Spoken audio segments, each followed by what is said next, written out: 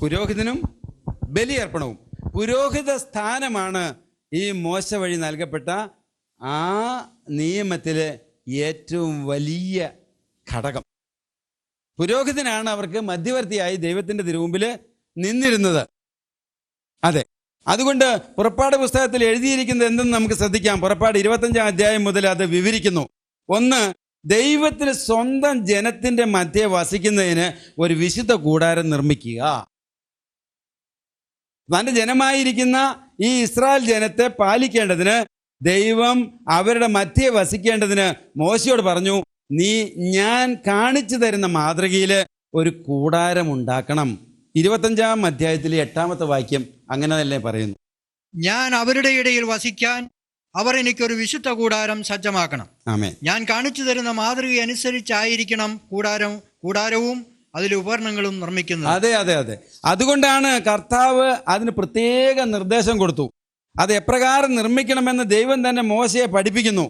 ഇനിയുള്ള വിവരണങ്ങളിൽ ഈ കൂടാരത്തിനുള്ളിൽ എന്തെല്ലാം സംവിധാനങ്ങൾ ഉണ്ടായിരിക്കണം എന്നുള്ള വിശദീകരണങ്ങളാണ് ഉൾക്കൊള്ളുന്നത്.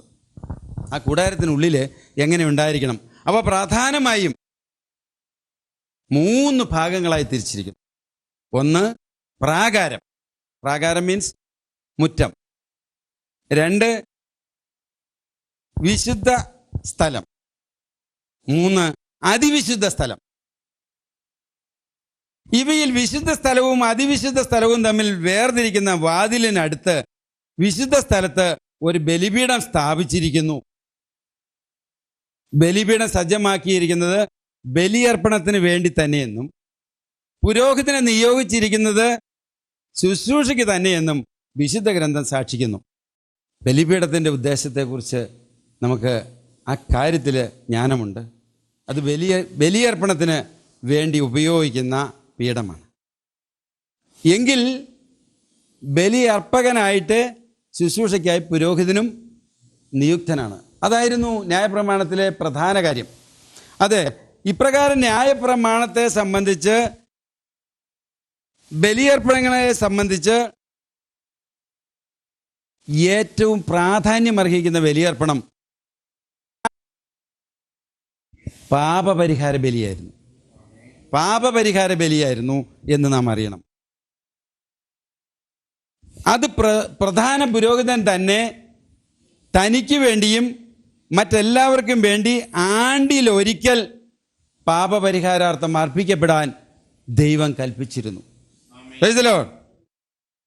പ്രധാന പുരോഹിതൻ തന്നെ വേണം, ആണ്ടിലൊരിക്കൽ തനിക്കും ജനത്തിനും വേണ്ടി പരിഹാരമാക്കി തന്നെ ആ ബലി അർപ്പിക്കണം എന്ന് നിയമത്തിൽ നിർദ്ദേശമുണ്ട്. നമുക്ക് അതൊന്ന് പരിചയപ്പെടാൻ ലേവ്യർ 16-ാം അധ്യായത്തിലെ 34-ാമത്തെ വാക്യം വായിച്ചാൽ മനസ്സിലാകും. ഇസ്രായേൽ ജനത്തിന്റെ പാപങ്ങൾ നിമിത്തം അവർക്ക് വേണ്ടി വർഷത്തിലൊരിക്കൽ പാപപരിഹാരം ചെയ്യണമെന്നത് നിങ്ങൾക്ക് എന്നേക്കുമുള്ള ഒരു നിയമമാണ്. കർത്താവ് കൽപ്പിച്ചതുപോലെ മോശ പ്രവർത്തിച്ചു. ആമേൻ. അതിൻ്റെ എപ്രകാരമാണ് ഈ ബലിയർപ്പണത്തിൻ്റെ പ്രത്യേകതകളിൽ പാപപരിഹാരം നേടുന്നത് എന്ന് നമുക്ക് ആ നിർദ്ദേശം ഒന്ന് പരിശോധിച്ചാൽ മനസ്സിലാകും. ബലിയർപ്പണത്തിന് വേണ്ടി അറുക്കപ്പെടുന്ന മൃഗത്തിൻ്റെ നിർദ്ദിഷ്ട ഭാഗം ബലിപീഠത്തിൽ ദഹിപ്പിക്കുന്നത് കൂടാതെ അതിൻ്റെ കുറെ രക്തം ബലിപീഠത്തിൻ്റെ കൊമ്പുകളിൽ പുരട്ടുകയും അതിവിശുദ്ധ സ്ഥലത്ത് കൃപാസനത്തിൽ ദൈവത്തിൻ്റെ സാന്നിധ്യമുള്ളിടത്ത് തളിക്കുകയും ചെയ്യുന്നത് മൂലമാണ് പാപപരിഹാര ബലി ദൈവത്തിനു മുമ്പിൽ സ്വീകാര്യമാകുന്നത്. Praise the Lord. അപ്പോൾ എന്താ പ്രത്യേകത? ബലി അർപ്പിക്കാൻ നിർദ്ദിഷ്ട ആ മൃഗം അറുത്ത്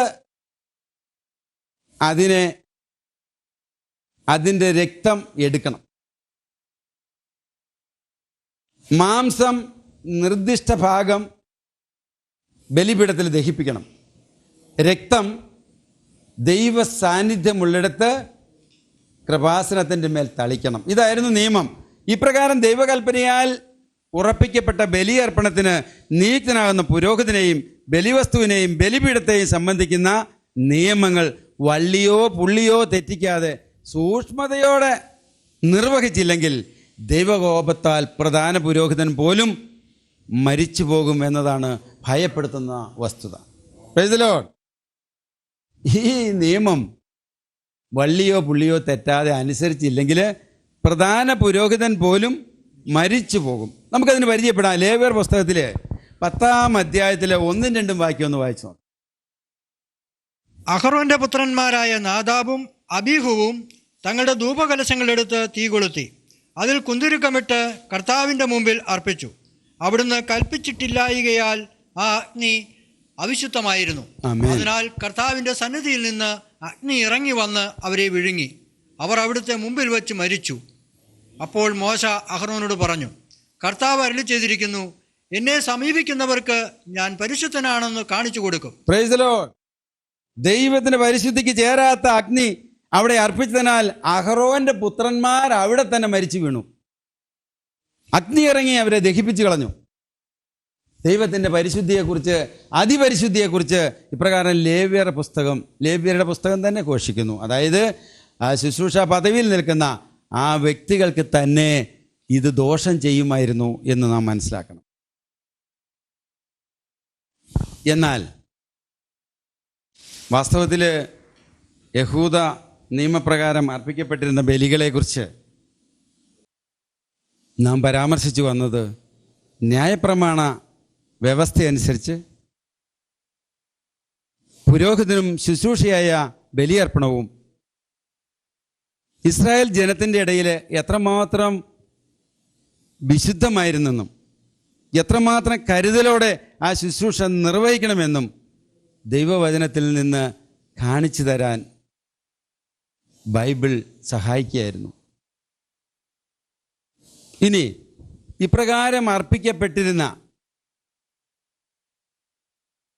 ഈ ബലിയർപ്പണം, അതായത് അതിവിശുദ്ധമായും ഭക്തി പാരമ്യമായും ഭയത്തോടും വിറയലോടും കൂടിയും ദൈവപ്രീതിക്കായി അർപ്പിക്കപ്പെട്ടിരുന്ന ഈ വക ബലികളും കാഴ്ചകളും ദൈവം ആഗ്രഹിക്കുകയോ അവയിൽ പ്രസാദിക്കുകയോ ചെയ്തില്ല എന്നാണ് വിശുദ്ധ ഗ്രന്ഥം സാക്ഷ്യപ്പെടുത്തുന്നത്.